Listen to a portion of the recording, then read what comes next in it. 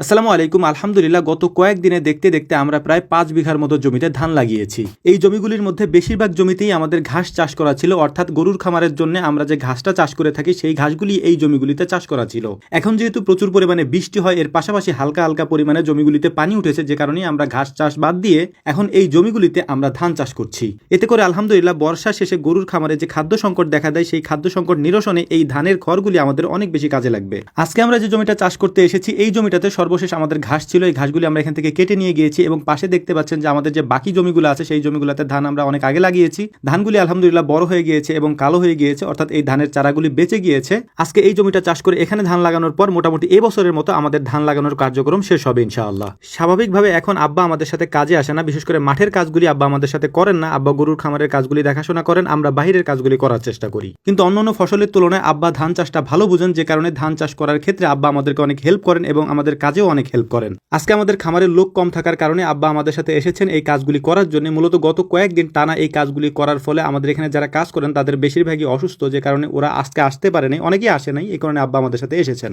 আলহামদুলিল্লাহ এই বয়সে এসে উনি আমাদের সাথে যে পরিমাণ কাজ করেন আমরা পাল্লা দিয়ে ওনার সাথে কাজ করে পারি না। আজকে যেহেতু এই পুরো জমিটা আমাদেরকে তৈরি করে রেখে যেতে হবে, আগামীকালকে এখানে ধান লাগানো হবে, এই কারণে আমরা তিনজনে একসাথে মিলে কাজ করার চেষ্টা করছিলাম। সজীব মামা আমাদেরকে কাজে হেল্প করতেছিলেন, কারণ উনি মূলত হচ্ছে যে ট্রাক্টরটা চালান। ওনারও আজকে ট্রাক্টরটা বন্ধ রেখে তারপর আমাদের সাথে কাজ করতে হচ্ছিল, এই কারণে আমাদের একটু দেরিও হবে, কারণ ট্রাক্টর যদি বন্ধ থাকে সেক্ষেত্রে জমি চাষ দেওয়া হবে না। তাই আমরা ওনাকে ফ্রি করে দেওয়ার চেষ্টা করছিলাম, যাতে উনি ফ্রি থেকে ট্রাক্টর দিয়ে চাষটা দিয়ে কমপ্লিট করতে পারে। বাকি কাজ আমরা আস্তে আস্তে করবো ইনশাআল্লাহ। সজীব মামার পাশাপাশি যেহেতু আমরাও ট্রাক্টর চালাতে পারি, এই কারণে আমরাও ওনাকে হেল্প করছিলাম, মানে উনি আমাদের কাজে হেল্প করছিলেন, আমরা ওনার কাজে হেল্প করছিলাম, মানে আমরাও ট্রাক্টর চালিয়ে তারপর জমিটা চাষ দেওয়ার চেষ্টা করছিলাম, যাতে করে দ্রুত এই কাজগুলি করা যায়। কারণ আমাদের একটা নিয়ম হচ্ছে, আমরা যে জমিতে যাব বা যেখানে যাব সেই কাজটা সেই দিন আমরা কমপ্লিট করে রেখে তারপর সেখান থেকে আসবো ইনশাআল্লাহ। এটা আমাদের আগে থেকেই প্ল্যান থাকে যে এই কাজটা আমরা আজকে শেষ করে আসবো। তো ওই প্ল্যান মতোই আমরা কাজগুলি করার চেষ্টা করি, এই কারণে আমাদের অনেক বেশি পরিশ্রম করতে হয়। আমার আব্বা তো আজকে বলেই ফেললেন যে লাস্ট 10 বছরে হয়তো এত কাজ আমি একসাথে কোনোদিনই করি নাই। তবে একটা বিষয় হচ্ছে, আমরা যখন কাজ করি তখন আমাদের এই কাজের মধ্যে কয়েকবার আমাদের খাওয়া দাওয়া হয়, মানে আমাদের পেট চললে বাকি কাজ চলবে আলহামদুলিল্লাহ।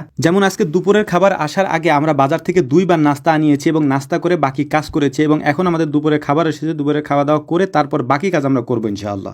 দুপুরের খাবার শেষ করার পর আমাদের বিশ্রামে তেমন একটা সুযোগ থাকে না, আমরা এখানে 2-3 মিনিট হয়তো বসি, তারপরে আবারও পুনরায় কাজে লেগে যাই। ভিডিওর মাঝখানে গুরুত্বপূর্ণ একটি তথ্য জানিয়ে দিই, সেটা হচ্ছে যে আমাদের কাছে আপাতত ঘি শেষ হয়ে গিয়েছে। আমরা ঘির প্রি অর্ডার নিচ্ছি, অর্থাৎ আমরা অর্ডার নিয়ে রাখছি, বানিয়ে আবার ইনশাআল্লাহ পাঠিয়ে দিতে পারবো। তো এই মুহূর্তে যারা আমাদের থেকে ঘি নিতে চাচ্ছেন তারা আমাদেরকে প্রি অর্ডার দিতে পারেন। প্রি অর্ডার দিয়ে রাখলে আমরা হয়তো ওটা নাম ঠিকানা লিখে রেখে আপনাদেরকে পরবর্তীতে ফোন দিয়ে পাঠিয়ে দেবো ইনশাআল্লাহ। আমাদের সাথে যোগাযোগ করার একমাত্র মাধ্যম হচ্ছে আমাদের বিসমিল্লাহ এগ্রো ভেরিফাইড ফেসবুক পেজের মেসেঞ্জারে গিয়ে আপনি আমাদেরকে রাত 9টা থেকে 10টা এই টাইমের মধ্যে কল দিতে পারবেন। কল দিয়ে খামার রিলেটেড যে কোনো ধরনের সমস্যা, ঘির অর্ডার এবং বাকি যত কিছু আপনার প্রয়োজন হবে ইনশাআল্লাহ আমাদের সাথে কথা বলে আপনি এটা করতে পারবেন। তবে একটা জিনিস আপনাদেরকে স্পষ্ট করে বলি, সেটা হচ্ছে আমরা কখনোই কারোর সাথে মেসেজে কথা বলি না। রাত 9টা থেকে 10টা বিসমিল্লাহ এগ্রো ভেরিফাইড ফেসবুক পেজে কল দিয়ে আপনি আমাদের সাথে সরাসরি কথা বলতে পারবেন। আন্তরিকভাবে দুঃখ প্রকাশ করছি, যেহেতু আমাদের ঘিটা শেষ হয়ে গিয়েছে, অনেকে আমাদেরকে ফোন দিচ্ছেন এটা নেওয়ার জন্য, কিন্তু আমি যেহেতু কাজে একটু ব্যস্ত থাকি আর এই ঘিটা আমার নিজের হাতে বানাইতে হয়, যে কারণে আমার আসলে 2 জায়গায় একসাথে সময় দেওয়াটা একটু কষ্টকর হয়ে যাচ্ছে। তবে ইনশাআল্লাহ এই সপ্তাহের মধ্যেই ঘি বানিয়ে আমি সবার কাছে পৌঁছে দেবো ইনশাআল্লাহ। তো যাই হোক, আলহামদুলিল্লাহ দেখতে দেখতে আমাদের কাজও আজকে প্রায় শেষের দিকে, বেলা গড়িয়ে এসেছে। এখন আমাদের বাড়ির দিকে ফিরতে হবে, কারণ সকাল থেকে আমরা এখানে কাজ করেছি, আমাদের প্রায় বিকাল হয়ে গিয়েছে।